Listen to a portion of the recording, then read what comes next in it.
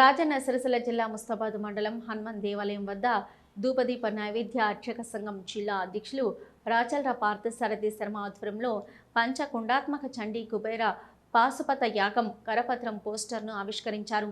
ఈ నెల 14వ తేదీ నుంచి 15వ తేదీ వరకు హైదరాబాద్ శ్రీ తుల్జా భవానీ ధర్మశాల పంచకుండాత్మక చండీ కుబేర పాశుపత యాగం నిర్వహిస్తున్నట్లు అర్చకులు తెలిపారు.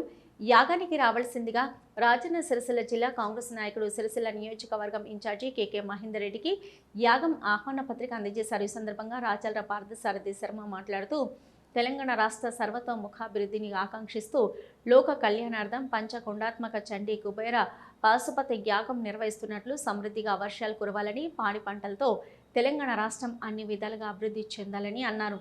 యాగంకు ప్రభుత్వ విప్ ఆది శ్రీనివాస్, కటకం మృత్యుంజయం, కేకే మహేందర్ రెడ్డిని ఆహ్వానించినట్లు తెలిపారు. యాగానికి తమకు తోచిన ఆర్థిక సహాయం అందించాలని కోరారు.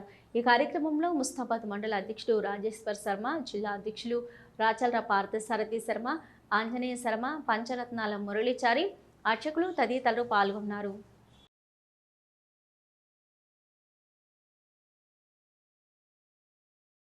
తెలంగాణ రాష్ట్ర ధూపదీప నైవేద్య సంఘం తరఫున ఈ 14, 15, 16 తారీఖులలో పంచకుండాత్మక చండీ కుబేర యాగం కాచిగూడలోని తుల్జా భవన్లో అత్యంత వైభవపేతంగా రాష్ట్ర అధ్యక్షుల ఆధ్వర్యంలో కార్యవర్గ సభ్యుల చేత ప్రభుత్వ పెద్దలను ఆహ్వానించి యాగం చేయడం జరుగుతుంది.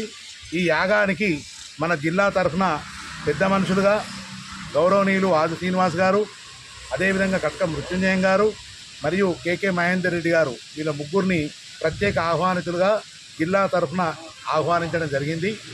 వారు మన జిల్లా తరఫున వచ్చి ఈ యాగంలో పాల్గొంటారు. ఈ రాష్ట్ర సర్వతోముఖాభివృద్ధికి, అదేవిధంగా వర్షాలు లేకుండా రైతులు పడుతున్న అవస్థలను చూసి ఈ రాష్ట్ర ప్రభుత్వం బాగుండాలి.